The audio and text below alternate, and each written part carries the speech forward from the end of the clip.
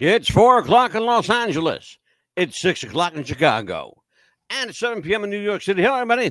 I'm Mad Dog Scipio, and this is America's Best Popcast. What's the buzz? I am joined, as I am, God help me, each and every week by Amelia the Pitbull Chapman. She's back. Yet again, she is back. How are you, Amelia? Thank good. How are you? I'm fine. Why are you here? I don't know. Is there any way I could possibly get rid of you? Yeah, you could tell me bye. I'm just kidding. That didn't work last time I did that. You end up Well, coming back anyway. Anyways, so how the hell are you, kid? thank good. How are you? How's the new gig? Thank good. You haven't gotten fired so far. That's a good thing. I know, right? I'll be there 30 days Friday. Can you believe it? Yeah, well, it's funny. You've been there 30 days, but it doesn't seem that long because you've been out of work for like 3 months, Three which is like a months. really long time to be out of work these days. I know it seems like six Yeah, months. 3 months seems like I know. It does seems longer, doesn't it? yeah. Oh yeah. Well, I'm And glad that somebody took a chance and you know I hope their insurance is all paid. well, Anyway, I they're kid you teaching up. me very well, and I said I'll learn fast as I can. Just give me this Yeah. job, please. I need it. Well, we are What's the Buzz, America's Best Popcast. And we are joined by our guest of honor tonight. Tonight, the return of Marc Sotkin. He is a television writer, director, producer, man of all trades. And sometimes he's even the human punching bag for Betty White and B. Arthur. What is Mark, that? how are you, my friend? Welcome back. You know what's weird is I was allowed to punch back, so There you go. it There you worked out go. okay. Bless you, brother. Welcome, man. We haven't seen you in a long time. I know, Been a right? while. So what are we talking about today? We are going to talk about political correctness in comedy, and that was spurned by a show I saw with Mel Brooks and Carl Reiner. I looked at some of their early stuff, Mark, from when they were with the Sid Caesar show back in the day when they were writers for Sid Caesar, and a lot of that stuff. And I think it's fair to say you'd be hard pressed to get away with some of that stuff today. There's great stuff that you can watch. It's funny. I guess it was more than a couple months ago. I was with my adult children. I said, "Oh, we got to watch. You've never seen Where's Papa?" And Where's Papa Oh, was like a really funny movie oh at the God, yeah. time. And when you watch it now, you just cringe. Oh Uh, my God, yeah, the racial stereotypes and you know yeah, hey, I've written my share of fat jokes that I would not write sure, today. Hmm. So I think as yeah. humans we've evolved a little bit, haven't Well, we? I Yeah. want to go there with you if you don't mind, because we're actually want to have this discussion. It's becoming I've had comedians on the show, or tried to have some more comedians on the show, and it's funny that they don't want to appear for the risk of offending someone. I Yeah, thought that was Yeah. comedy. I thought we were supposed to. yeah, Hmm. but you don't understand. There are groups of people that were always the butt of the joke Yeah, and never given a platform to respond to those jokes. right. And you know, I get it. If you were uh, an overweight kid who was teased all through school, Sure. it may not be that funny, Yeah. and it could hurt. I get it. Does it? Um, Here's the thing. As a writer, okay, um, I I wrote a tweet that a lot of people didn't want to respond to. So um, some human traffickers were Hmm. caught at recently at Comic-Con. Okay, Yeah. nothing funny about human trafficking, No, right? not at all. No. Mm-mm. However, so what happens in my mind though is, you know, having Daffy Duck ask me if I want to get laid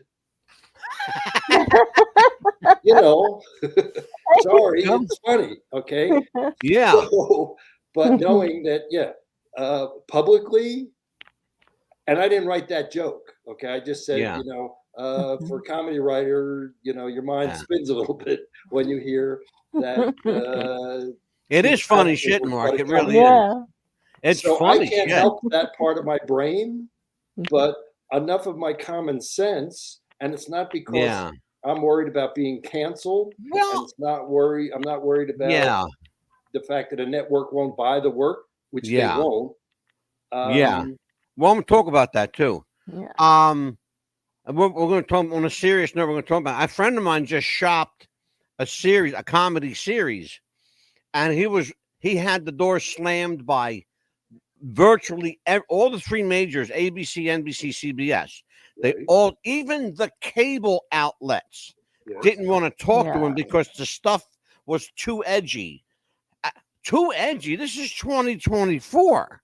Um, But there's still, Mark, honest to God, bro, the two funniest guys still on TV today yes. are George Jefferson and Archie Bunker. Yeah. So here's another factor. Mm-hmm. You're not the demographic they're looking for. Yeah, Yeah. I'm an old fart. Yeah, That's a fact. yeah, Okay. And yeah, I'm sure that there's it's funny because you talk about George. I'm always curious, and I ask, if I'm talking to a black comedian or what, or yeah, somebody who's black, the offense they take at Amos and Andy, the TV show. yeah. Now, the radio show was performed by white guys in blackface. Yes, I get it. What upsets me is the black cast of the TV show Amos and Andy were brilliant comedic performers. absolutely. They were great. Okay, they Yep. all had jobs. They all wore suit and ties, and no one's getting to appreciate their work. I Yeah, can't see that big a difference between the characters on Amos and Andy yeah. and Fred Sanford. I, I, Mm-hmm. I, I just don't. Okay. Now, that's easy for an old white guy to say, and Yeah, I'm sure the offense is legitimate. yeah. But to me, it's sad because really they were great performers. Oh my God, absolutely, So, absolutely. yeah. But by the same token, Mark, a guy like oh my God, back in the day, he did the Al Jolson, the Jolson story. Larry Parks. Yep. A guy like Larry Parks, his career was obliterated, Yep. partly over blackface, partly over he was accused of being a communist. Yeah, that is what did his career. Yeah. I worked with Betty Garrett on Laverne and Shirley, Sure. and Betty was married to Larry. Yeah. Yeah, no, it was the McCarthy hearings that did Yeah. him in. It wasn't the blackface. Well, then why then is it? And I don't understand it. I don't know if it's hypocrisy or certain things are just acceptable. But for example, the Ronald Reagan film, You're in the Army Now, right? Right? Yeah. Okay. There's a scene in that film where Alan Hale Sr. and a bunch of performers are dressed as women, the women of the minstrel show. Mm-hmm. And there's a large number of people in blackface. Yes. The old, Swanee River, the old banjos, the whole bit. Yeah. But today, it's looked upon as a classic film. Nobody even mentions the blackface. I don't know how many people today are watching Ronald Reagan films because of the blackface.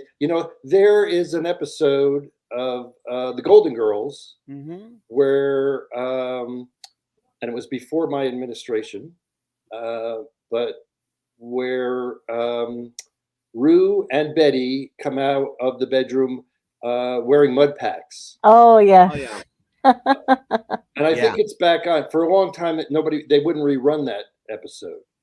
Really? well, it looks like they're in blackface. And Yeah. I get it. If Right. if I did something with the most horrible Italian stereotypes Right. coming from me, not from an Italian guy, but from Right. me, I think you might take some offense. Or laugh my ass off because I Well, know it's true. Yep.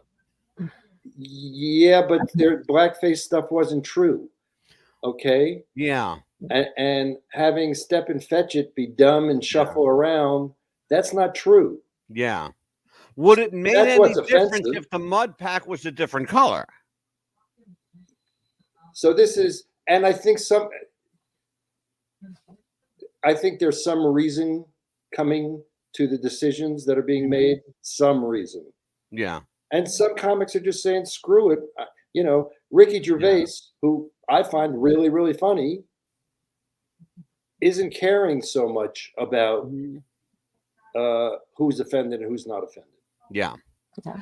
Mark, I have a number of television stations from overseas that I watch. Yes. And they get away with far more than we could ever consider getting away with. They always have.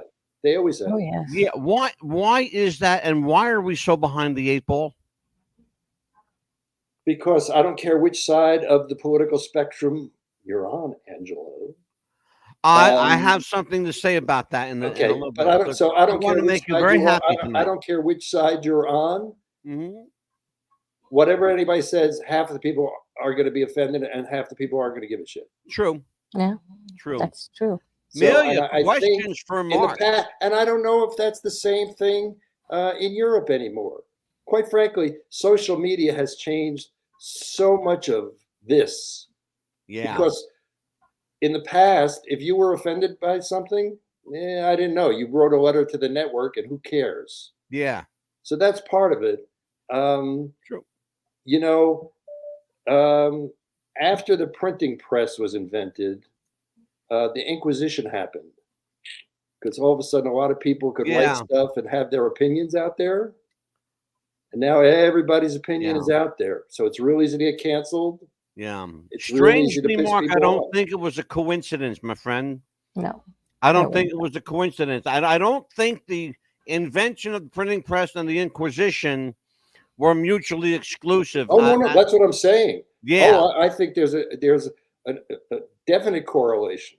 Oh, you'll not get an argument from me. Absolutely. Yeah. Well, I think it's the same thing that's going on now. Yeah. True enough. Oh, yeah. Amelia, questions for Mark. Like, for example, like when you were writing for like Charles in Charge, for example, how far would you let a kid get as far as what they would do for a show compared to let them get away with now? The fact that people can say he sucks today. When I was growing up, that meant you were giving someone a blowjob. Somebody who was sucking was giving somebody a blowjob. And now you can say you know. And then once cable happened, so I don't know if there is still a standards and practices department. The censors that we used to have to deal with at the network. I don't know if that exists anymore. Yeah. It's interesting. That's an interesting question because again, I was watching Carl Reiner and Mel Brooks today, reminisce about their careers. Of course, Carl Reiner passed away since that program was filmed. Interestingly, that the two of them collectively said that comedy gold lies in those things that society are afraid to touch: racism, homophobia, murder, incest, all the taboos of everything that we're afraid to touch. That's what makes great fodder for comedy. Right. Would you agree with that? Yeah. And I also agree, not agree, but think that I haven't stopped writing gay jokes. Okay. But hopefully what I'm writing is more accurate gay characters. And I'm not making fun of their gayness. If Right. it's truthful, and I actually have, if I write a gay joke now, I have a couple of gay friends who it's my gaydar, okay? Yeah. Yeah. Can Sure. I do this or not? Exactly. Yes. So yeah, if you're writing a gay character accurately, I think you can, I think that character can be funnier, Mm-hmm. you know? Interesting. And again, you, in terms of populating what I'm writing now, okay, if you're writing television, you have to have a gay character, and Oh, you have, sure. there's a checklist. They Oh, don't give yeah. you a list, but there's a checklist. Well, Okay. there is. Yes. Now, realistically, gay characters are better written by gay writers. They know Yeah. the experience. True enough. Yes. But if I'm going to populate what I'm writing with gay characters and with people of color or whatever, I have to be able to write those jokes and be smart enough to write jokes that are Yeah. funny, because nothing's funny if it doesn't have an element of truth in it.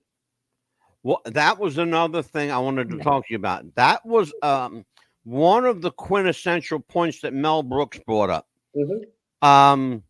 The element of truth Yes. is almost always, in fact, not almost always, it's always necessary Yeah. as a basis for humor. Yes. Because otherwise, it's just bullshit. It's just made up. It's you. And you Anybody don't get can. it. You don't get it. Yeah. What we laugh at is the common experience. Mm-hmm. Okay. Why are fart jokes still being written? Because everybody farts. Of course. Okay? Everybody Right. gets it. Sure.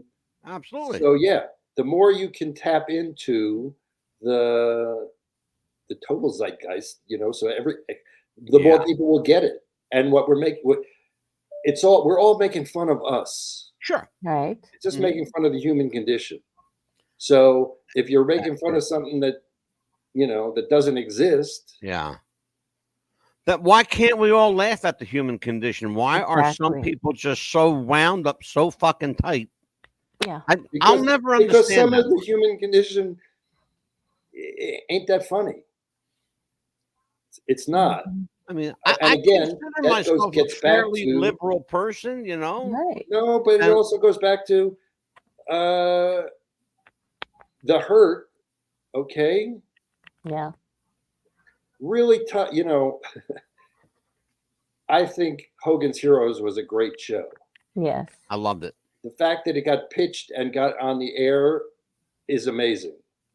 It really, it really is. It's amazing. It's amazing.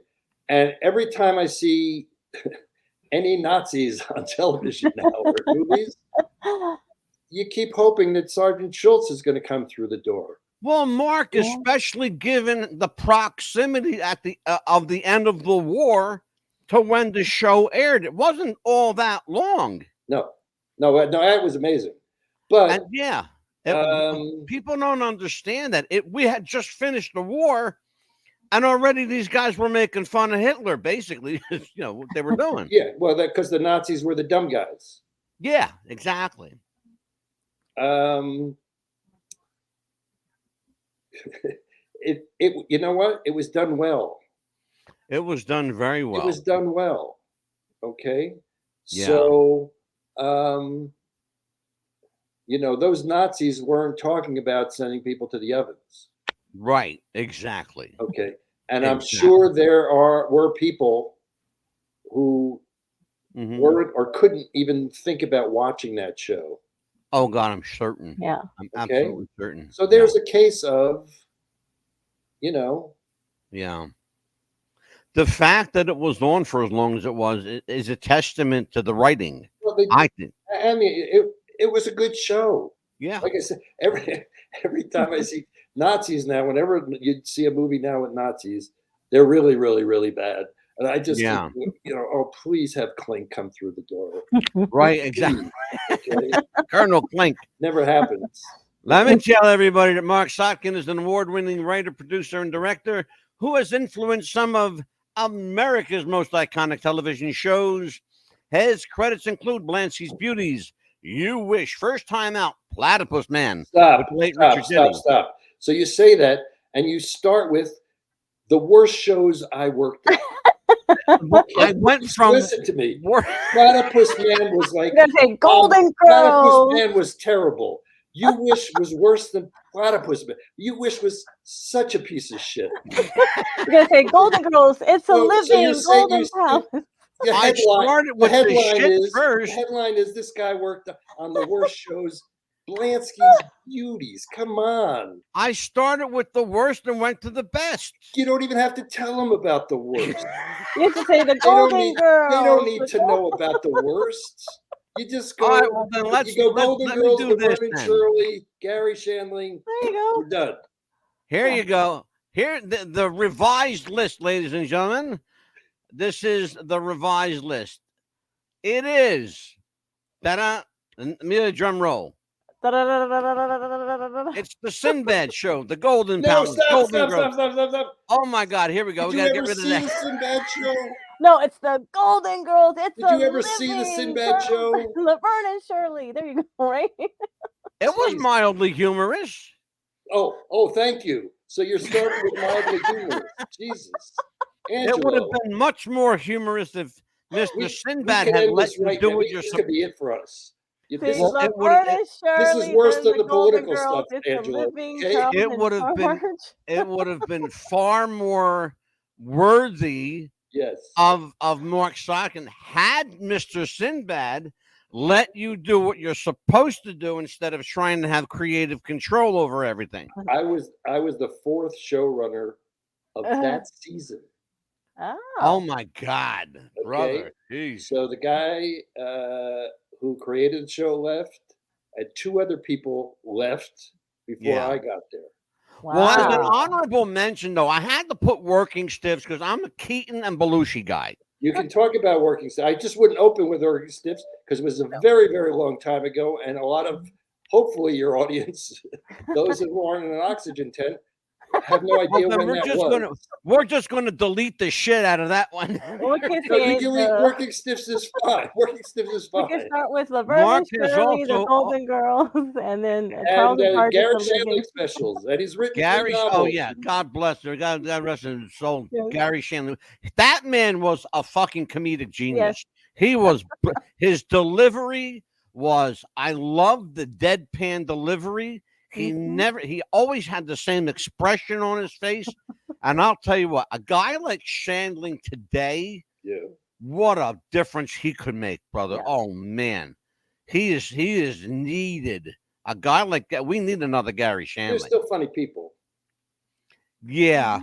Garry was funny. I love the Garry Shandling show. Yes. I love the cast of characters, Jeffrey Tambor and oh my God, please, Larry David. Garry so we did 2 Showtime specials before he even got any of those series. See, I met Garry. We were both in an improv class. This was like when we first got off the bus in Hollywood.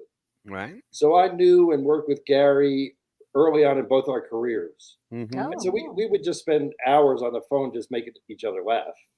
So I got to work with him before he became Garry Shandling. Right. And that made it a lot easier. A lot of writers who worked with Garry later on, it wasn't as pleasant an experience. Not taking anything away from his comic genius. The guy was, he was really, really funny. Yeah. But it became hard. And you understand it on some level, and because the pressure increases. Yeah. So I was lucky that Garry and I early on were very close, and we did good work together. Yeah. I'll tell you what an amazing guy. Here's an example. So we did the second special we did was called the Garry Shandling 25th anniversary special. Right. And it was as if Garry had a talk show for 25 years. Right. And so this was the clip show. Yeah. Yeah. Did a big fat joke. And did, a guy who had written a book about how painful it was to be fat. And in the middle of the bit, the couch breaks. Mm-hmm. Funny then, wouldn't write that joke today. Yeah. And I guess, comedy, when we're going to talk about comedy being cylindrical. But before we do that, Marc has authored several books, including With Time Off for Bad Behavior. That was, and if you guys don't understand what that's about, I'll tell you here after this. The Comatose Adventures of Lenny Rose and Kind of Dirty Paris Confessions.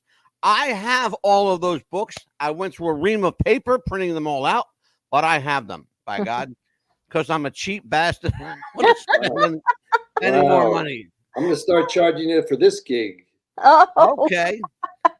Well, me and Amelia, I think we can maybe squeeze up $75-$80 between the two. That's more than I would have made on the books you bought. So there you go. Amazing stuff. Amelia. yes. Oh, before we move on, and the books are available on Amazon. There you go. There you go. I'm going to talk about the books. I want to talk a lot about the books, in fact, because I like them. I want to bring Amelia in here. Amelia, I am about to cue up your favorite commercial. Oh no! I wanted to let you know, to give you a heads up, so in case you need to pretty yourself up or whatever for your guy. It's not my favorite commercial. Marc? Yes? This is Amelia's favorite commercial. Pay close attention. Don't believe a word he's. Do you have sweaty balls? Or volleyball netty balls? It's time to make them ready balls. The Manscaped.com Lawnmower 3.0 will do the job and clean your knob with its patented no-nick head, so your head will function as desired. Enter promo code WrestlingFuture for a generous 20% discount. That's enter WrestlingFuture for a 20% discount. Manscaped.com and Wrestling with the Future, going balls to the walls with Manscaped.com. And the Lawnmower 3.0, your balls will thank you. And so will we.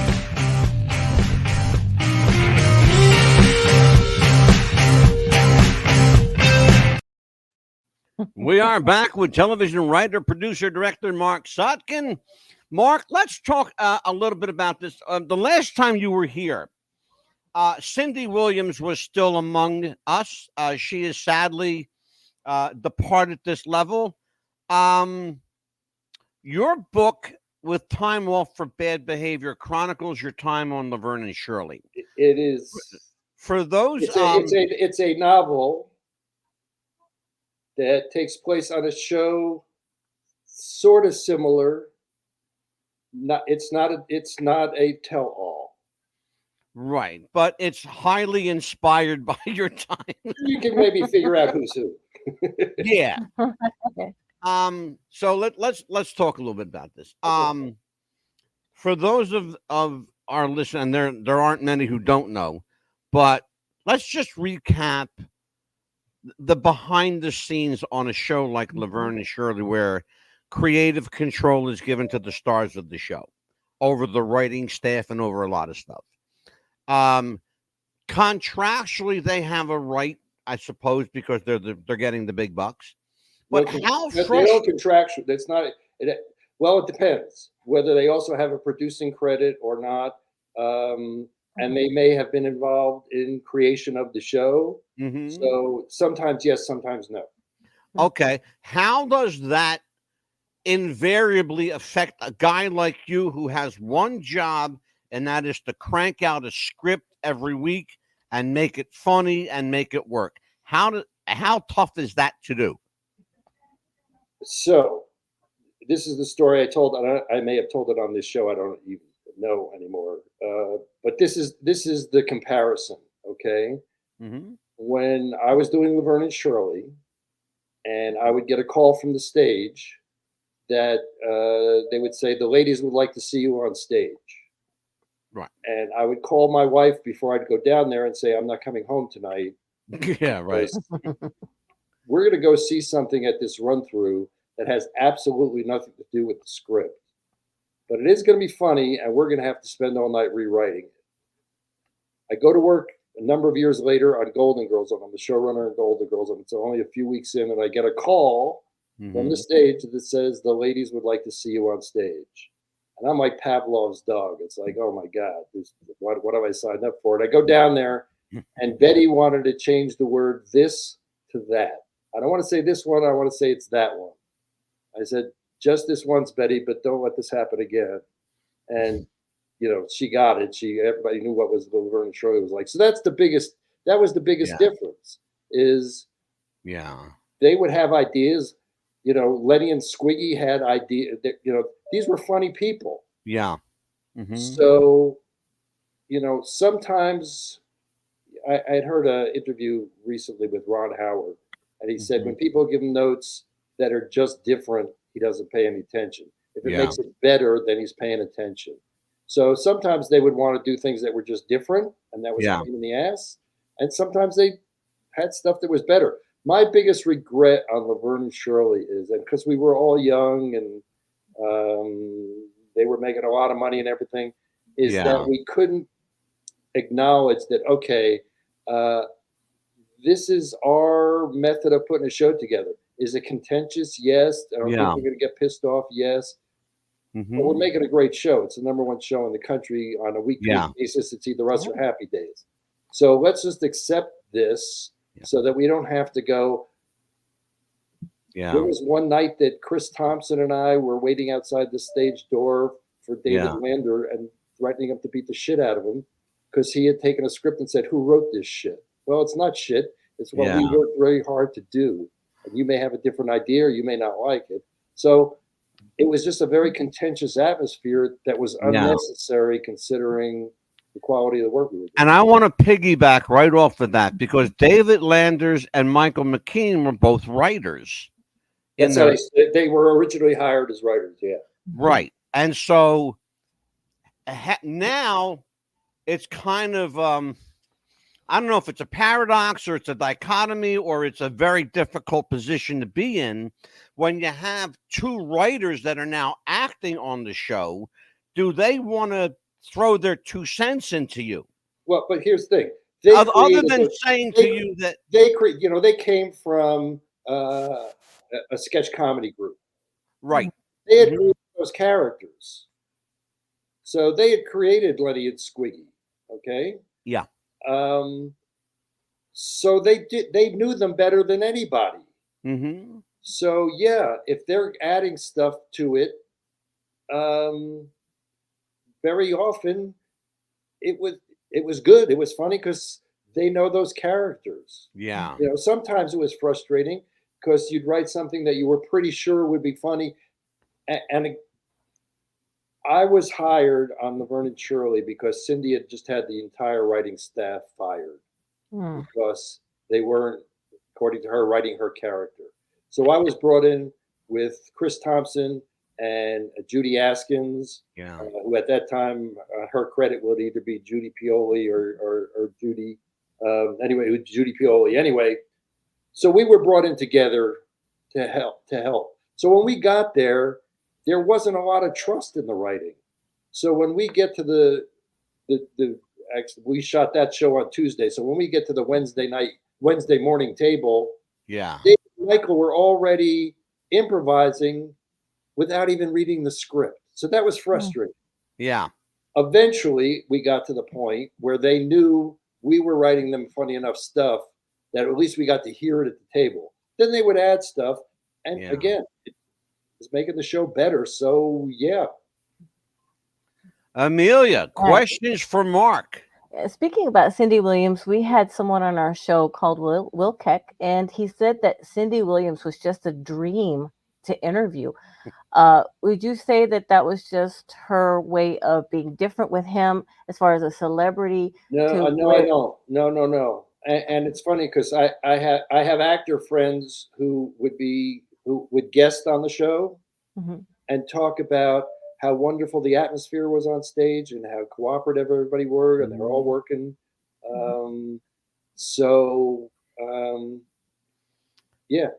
She had a contentious relationship with the writing staff. He actually gave us, he clued us in on a little bit of that. Yes. Will Keck is, I'm sure you know who he is. If you don't, I have no idea who he is. Well, he actually wrote 2 Laverne and Shirley specials and 2 Happy Days specials. Okay. And produced them. Okay. They were that was long after they were on the air. Yeah, exactly. They were I mean, they were like the reunion kind of things, Yeah, right? kind of That- reunion kind of things, and he's a reunion shows. tabloid bad Yep, boy. yep, That's yep, what they yep, call yep. them. Mhm. And he gave us kind of a behind the curtain peek. He's Yeah. a gossip columnist, Yes. you know, celebrity, the kind of guy that, give you an example, he paid a woman $500 to use her tree so he could cover Dean Martin's funeral. That's the kind of guy we're talking about. I'm Yes. not. It's. He I'm not. rented a Please, tree limb. I'm Yes. not. He did. Amelia, please, so that Mark doesn't think I'm a schmuck. No, he Tell did. me if I'm He lying. paid $500 for this woman's tree so he could For cover a a tree. funeral. Yeah, Yes. and we have the book. He But has here's the- the thing, though. Uh-huh. He said that she had this, talking about Cindy Williams, Yes. and I don't talk about the deceased, but in the interest of full disclosure, he said that she had this duplicitous personality that she could flip on a dime. Yeah. Whether His, if she liked you, she liked you. If she Yeah. didn't, you know, you were like dog shit under her shoe. And she didn't dislike us. She did not dislike us. Okay. The work process was contentious. Okay. She knew we were putting Laverne and Shirley in very, very funny situations. She knew the writing was good. Mm. But there were times she would go, Shirley wouldn't say this. No, if she was writing Shirley wouldn't say it exactly the way we wrote it. But I can tell you that if Shirley had said the words the way they were written, it'd be fine. Okay? So it actually pissed me off a little because after she was dead, I saw there was an interview of her talking about how they could never find writers that could write her.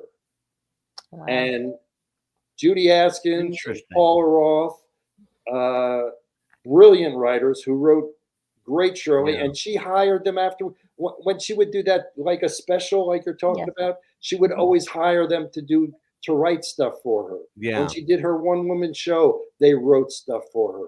She had brilliant women writers who could write for her, and she didn't acknowledge that in that interview. Wow. That pissed me off. Okay, Wow. so Yeah.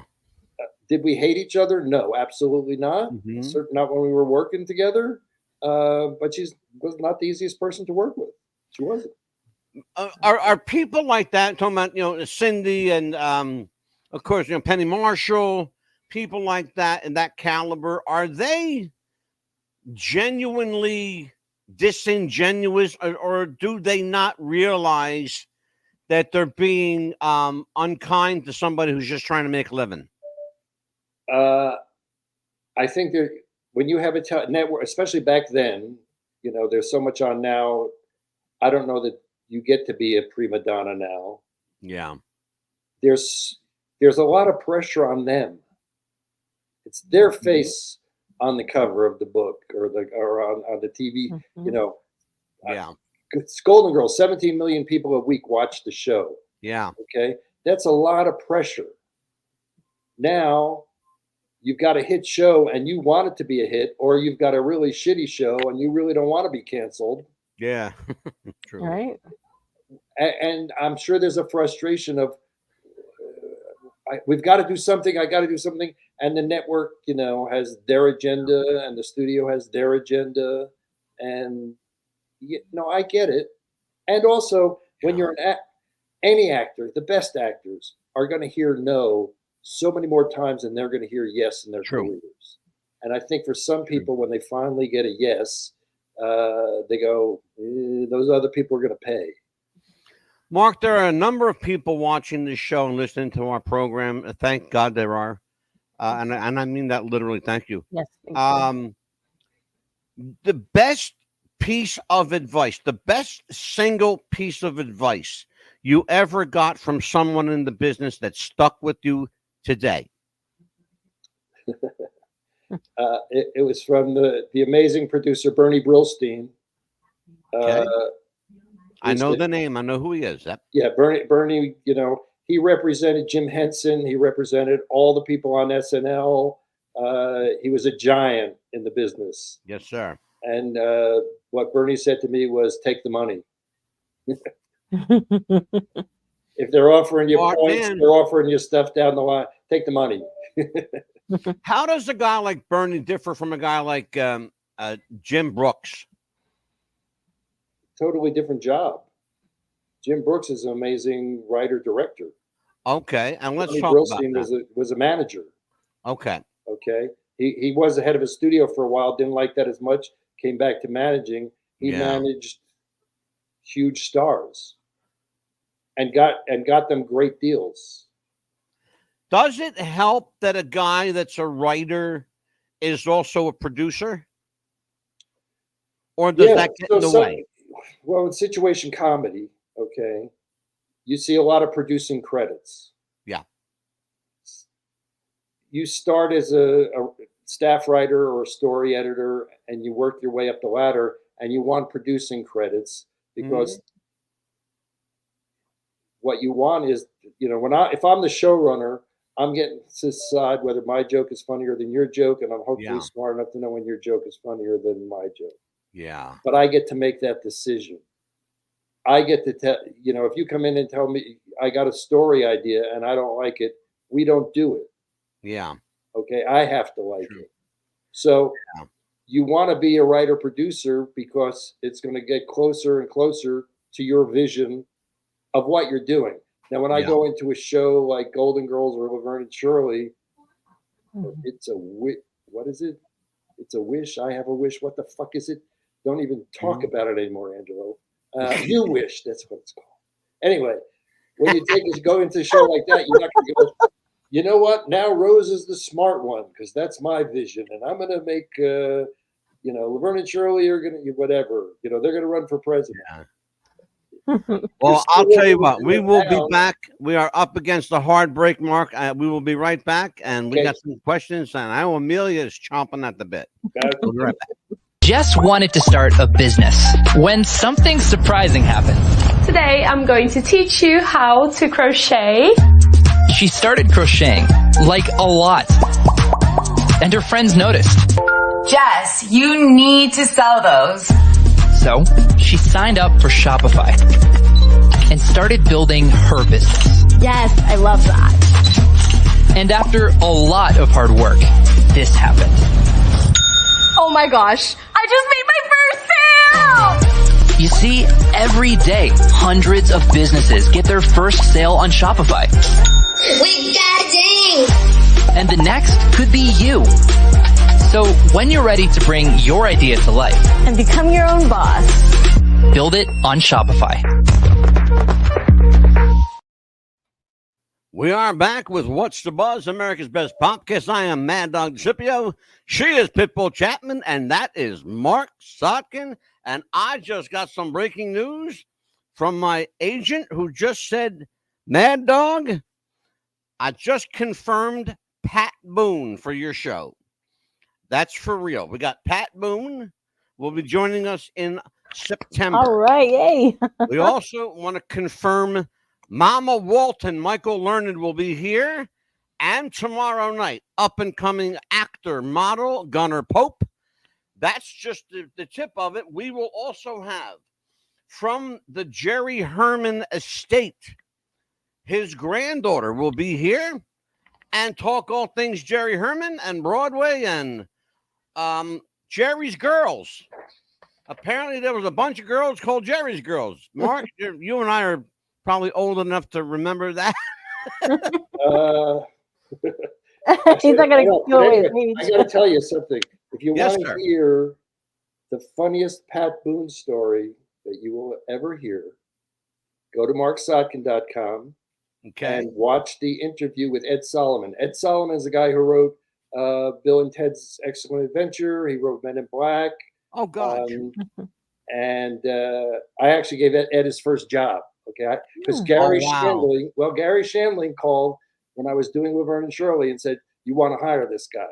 And I hired him while he's still at UCLA, okay, his senior year. Yeah. Anyway, you want to hear a very, very, very funny Pat Boone story, go watch when I interview Ed Solomon on marcsotkin.com. Oh, awesome. Wouldn't it be, Amelia? I would love to have Mark on with Pat Boone. That would be awesome. Would Oh you do man, I that? would love to have you on with him. Damn, that would be a good one. Well, you know, I don't know him. I'm just telling you about this story. Oh, okay.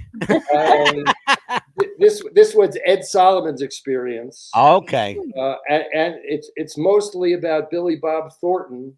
Ah, That Oh. has a lot to do with it. And this is not just me pimping marcsotkin.com. I'm telling Yeah. you, this is my very favorite show business story of any. Wow. Oh no shit, for real. There you go. Amelia, questions for Mark. So I see that you're doing spin class. Is that true still? Oh, I stopped teaching spin class when the pandemic hit. Oh, And I haven't gone back. I don't want to be in a room with a lot of people, breathing hard. But I taught spin class for a number of years in Boulder, and when I moved to Santa Fe, I taught here for a couple of years. What was great about having a job of being a spin instructor is you have to be there because it's your job. Yeah. So those days when you go, I don't want to go spin today, right. because even if you fake it, you're going to burn a lot of calories. Exactly. So, Exactly. I miss spin class, and my class in Boulder especially. We had a very great group of regulars. It was mostly they dug my playlist, so it's more about the playlist than anything. Right. Well, I will tell you something, Mr. Sotkin, my friend. Mark, go Mark. You, along with a number of, I consider very influential, close people to me. You are one of them. I consider you a friend. He's one of our best friends in our. I will tell you that I have, and this is, I'm not blowing smoke up anybody's ass. This is for real. I'll bend over if that's what you want to do. It's not a bit. I'm not doing a bit. I will tell you that I am. I'm moving to the middle of the political spectrum here. I'm closer to your avenue of thought than I previously was. It was actually, believe it or not, Mr. Kennedy. And strange things happen, though. It's true what they say. Politics really is strange, bedfellows, because it was listening to Robert F. Kennedy Jr. that moved me away from Mr. Trump's thought process. But who do I see come out with Mr. Trump as Mr. Kennedy? I thought to myself, oh man, I'm fucked either way. But here's what I have to say.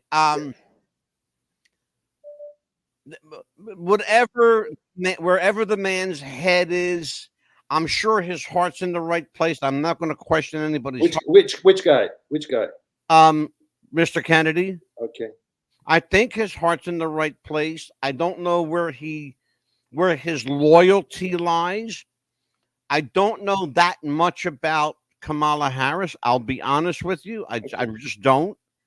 I know how I feel about Mr. Biden, which is, I'm not crazy about the guy, but I'll be honest with you.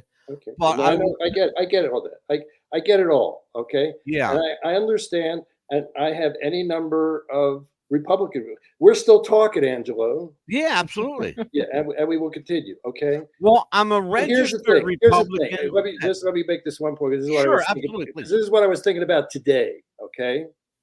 Because I have a number of Republican friends who always say to me now, it's not about Trump, it's about policy. Okay. But look at the number of people from Trump's first administration who were hired to implement the policies that Republicans like. Yeah. That either quit and now say he was completely wrong he shouldn't be in the office. Yeah. Or were fired because they wouldn't implement his version of policy. True. So you're absolutely right. To get the policy people Yeah. that you want, unless you are really for the 2025 agenda, because Yeah. that is the policy. Yeah, So- absolutely. So, And that's forgetting another thing, Mark. Trump- I'm not. forgetting that Trump can't say a complete sentence. Yeah. The policy people that we're going to get, I Yeah. think you really need to look at those policies. And that's another thing, Mark, that scares me. I don't know.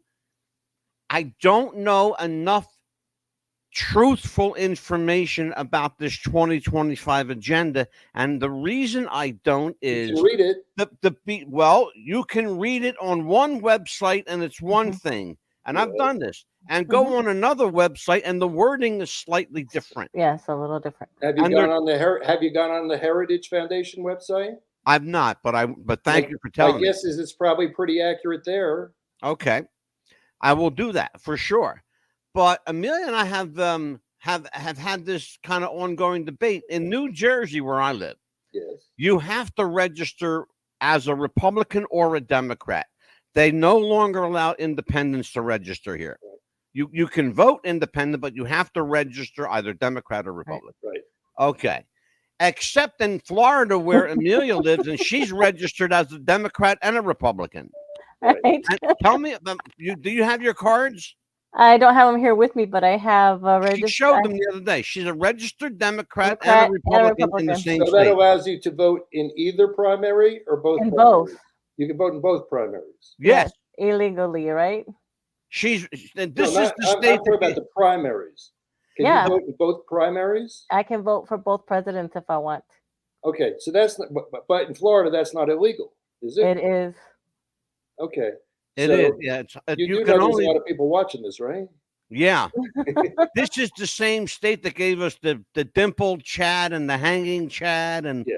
all So the And Governor DeSantis, who is the yeah. But wait, your governor at the time. but that's only Amelia, half of what you think, because you're also a registered Republican. So who knows what you think? You're in the remember, is what you Amelia, Mhm. the governor at the time, his name was Bush. Yeah, Okay, unfortunately. that was George's little brother. Yeah, and we had Governor So Scott. so Angela, you're not allowed. You're not allowed to be an independent. You're not allowed to pump your own gas. Nope. Where in New Jersey are you? I'm in Cherry Hill. I'm 40 minutes from Atlantic City. You know, I know what the cities are. That doesn't tell me anything. Yeah, New I'm York. near. I'm Cherry Hill. I'm 10 minutes from Philadelphia. Okay.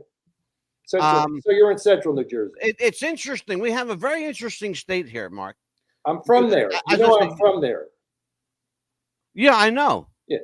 So I mean, you're making my point. We have an interesting. So I know how interesting it is. But we will absolutely welcome you back if you want to come back for sure. There's a house available across You the know what? street from I me. would love to be there right now for tomatoes and corn. Yeah, I'm gonna tell you what, Absolutely. Jersey corn, man. Absolutely. Jersey tomatoes and Jersey corn is the And best. if you're ever here in Um, Wesley Chapel, I'll make you homemade enchiladas. How's that? There you go. You know, I am in New Mexico, There you go. so I do get my Tex-Mex share. way. I would love to try your enchiladas, but I do get my share of enchiladas. There you go. Right? So, Amelia, what's coming up? Tell everybody what's coming Well, up. as you told everyone, tomorrow we have actor and is the model Gunnar Pope, and his mom is going to be here as well. So we're going to welcome them both. His mother will be with him because he is I believe he's still 16, underage. 17, something like that. So yeah, Is he 17? He's not 18 16. yet. Okay. no, not yet. So we'll have that, and then Okay. of course we will have no show on September the 2nd, which is Labor Day. Labor Day, no show on Labor Day, but we will make up with it on September 3rd and 4th, I believe. What do we got? On the 3rd of September, Tuesday, we have Rise of the Portals. Because there's Yep. a lot of those. And a popping up. return to CERN. Right. The return to CERN. I am just confirming now from LA that Dee Wallace will also be joining us in the month of October. Dee Wallace, of course, played the mom in E.T. She was also a featured player in The Howling. An incredible actress, Dee Wallace, also known as Dee Wallace Stone in some circles. will be with us in October. So we're getting some heavy hitters. And of course, Jeffrey Mark will be back with us. And if he can answer his phone, I'll get Bruce Valanche to come back. My man Bruce. Yeah. Another Jersey boy. Yeah, I know. It's funny. Interesting. He was. Did I tell you that Bruce and I went to day camp together? Really? That's how long I've known Bruce Valanche. We went to day Wow. camp together. Camp Pinecrest. Do you, Amelia, did you know how they met? How Mark and Bruce met? No. At summer camp. Yeah. Summer camp? Camp They Pinecrest. met at summer camp. Yeah. That's awesome. Up in northern New Jersey somewhere, right? Yeah. I'm from Patterson, and so's Bruce. Remarkable. I'll tell you what, And Mark. I want to thank you and congratulate you that you had the courage for us to talk a little politics today. I was wondering how we were going to be today. Oh, absolutely, brother. After our exchange, we had an exchange on Facebook. And I think it's just great that we can talk about that openly, and it's obvious that we don't hate each other. Oh my God! First of all, anybody that would lose a friend over politics. That's horrible. That's people are losing family members over politics. Oh yes, they are. Yeah, that's crazy shit. It is. You have to remember, though, a lot of this has to do, and I'm speaking totally seriously. A lot of this has to do with who I am as a person, how I was raised. I take everybody for who they are. Politics has never been an influencing factor in my life. Are you a good person? Are you a decent person? Do you take care of your family? Do you cheat on your wife? If the answer is yes to the negative questions, then I'm probably not going to be your friend. Because if you're running on your wife, I don't want to know you. If you take care of your family, yeah. Are you good to your kids? Yeah. Do you spend time with them? Yeah. Oh, that's wonderful. But I'm a Jersey guy, and that's who I am. It's just who I am. I will never lose a friend over politics. That happened once, and I wished them well and said, look, if this is that important. For some people, it's the line in the sand. I get that. Yeah. If it's that important, it is sad. It is. It's painfully sad to see friendship destroyed over something that's going to be gone in 4 years. Exactly. Absolutely. We've already outlived, 1.5 terms as president, Mark, you and I. We've been friends for 6 years now. Really? Yeah, which is the first show you ever did with me was 6 years ago with my late co-host Shirley on our psychic show. Yes. Where you told me the blessings of crystals and how many millions of dollars you spent on. I love crystals too. So guess what? It was your psychic show. Come on. Yeah. Oh God, and guess what? He's got another co-host that loves crystals. Yeah, and her. She's another one. It's funny. I did an on-air reading the other night for Will Keck, this gossip columnist. The guy in the tree. I know. The guy in the tree. The guy in the tree. Yeah, he was rather blown away. All right. So, anyway, Amelia, another one is in the books. Marc Sotkin is our friend. He will be back. He doesn't hate us. He's family to the show, actually. He's our family. Well, I'll tell you what, folks, Lord willing and the creek don't rise, we will see you tomorrow night with Gunnar Pope. On behalf of Marc Sotkin, I am Angelo, the Mad Dog DeCipio, with Amelia, the Pitbull Chapman. We will see you tomorrow night. Again, God bless. We'll see you. Mark's treating to dinner. Meet us at the Taco Bell, baby. All right.